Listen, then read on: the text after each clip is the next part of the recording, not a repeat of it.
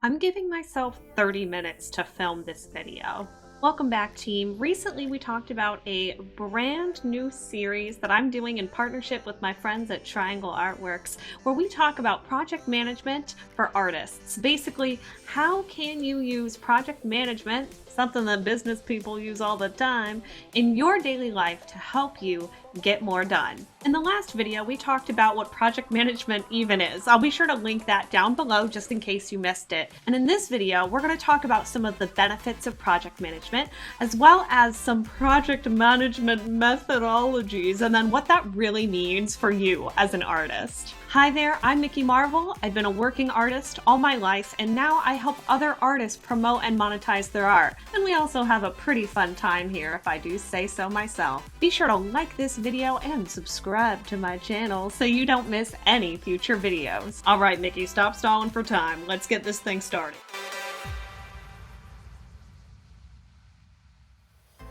So wild to me that so many artists have never heard about project management, or that they don't use it in their daily life. I use project management every day and I'm still a hot mess. Look, if you're good at meeting deadlines, then honestly, you may not even need this project management series. This is a video series for the rest of us. I also want to make sure that you remember throughout this series that learning about project management and doing project management in your daily life are two very different things. Forgive yourself. You're learning, you're growing, you can do it. But there are so many benefits to using project management. You don't have to start from scratch on every project that you've ever done. You have more space to be creative because all that boring stuff, you don't have to think about it. You just know how you do it every time. And you're just able to get more done because you're not thinking about it. You're just like, all right, that's how I do that. So I'm just gonna go ahead and get this out of the way. Here we go. So speaking of getting things done, for this video, I mentioned at the top that I'm only giving myself 30 minutes to record this thing. I don't care what I get done. I don't care what mouth words I say. 30 minutes is the amount of time that I'm going to let myself use to make this video. And the reason that I'm doing this is because of a little thing called Parkinsons Law, which was invented in 1955 in this essay by The Economist. Now look, we could have a whole other conversation about things written in 1955 and how they may not be the best thing to go with when we're talking about anything. But I do still really like this idea, and basically the idea is that work expands to the amount of time that you allow for it. So let's say that you tell yourself, oh, I'm going to film a YouTube video over 2 weeks.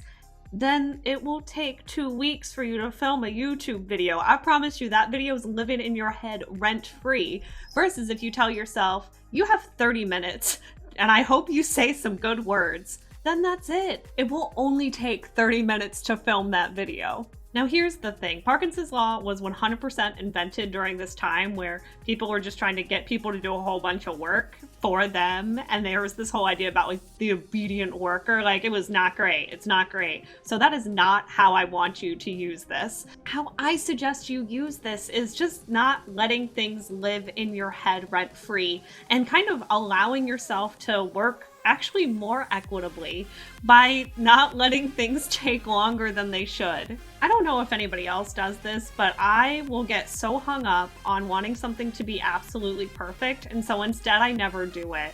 And that's not okay. I should just do it. Who even cares if it's not good? Mikki, nobody cares. You're the only one caring this much. So again, a lot of things wrong with this law. It's really funny to me that you can just make something up and call it a law. Yeah, this whole thing is just not great. But again, if you adapt it in this way, then actually I do think it can be really, really helpful. Don't take a year to do something that really you can do very quickly. Another thing that we kind of mentioned in that benefits section of project management is that you're able to get more done creatively because you're not storing just boring, basic doing things stuff in your brain. And this is actually another methodology that Triangle Artworks' general manager actually brought up to me. I'd never really heard about it before, but it's really, really helpful and I want to share it with you. So David Allen came up with a getting things done methodology. And really the idea behind this is that your brain is not meant to be storing things. You shouldn't be sitting here how do I send this email? How do I write my artist statement? What shipping label should I use? All of these things are boring things. You should not be storing that in your brain. Instead, this methodology says that your brain is meant to be used creatively. And so with that in mind, you use project management to get all that boring stuff out of the way, so that then you, as an artist, can focus on your art.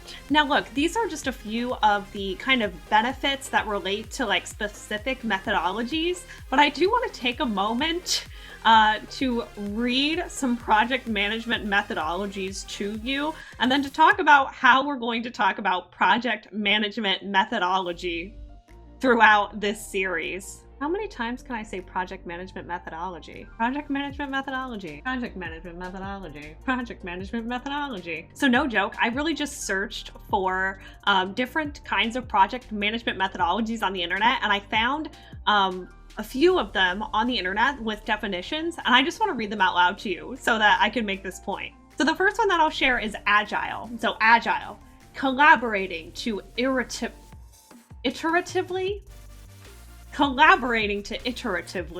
deliver whatever works. Okay. Scrum, enabling a small cross-functional self-managing team to deliver fast. Lean methodology, streamlining and eliminating waste to deliver more with less. And look, last will include waterfall, just because we can. Planning projects fully, then executing through phases. Look, I don't know about you, but that just sounds like a whole bunch of mouth words to me. I have met tons of business people who use these strategies really effectively, and I don't want to talk them down. I don't want to talk them down, but I'm just saying that I don't think that these definitions and that this approach necessarily works for all people, and especially works for artists who we are introducing these ideas to. So we're not going to talk about any of these. So look, I've told you about some of the different options for project management methodology, and if you want to pursue these on your own, that's awesome. I'll even include some resources so that you can learn more about them. But for the purpose of this series, we're going to start super basic. We're going to look at projects from before the project even starts, prepping for the project, during the project while it's happening, and after the project is done. Whatever that means to you.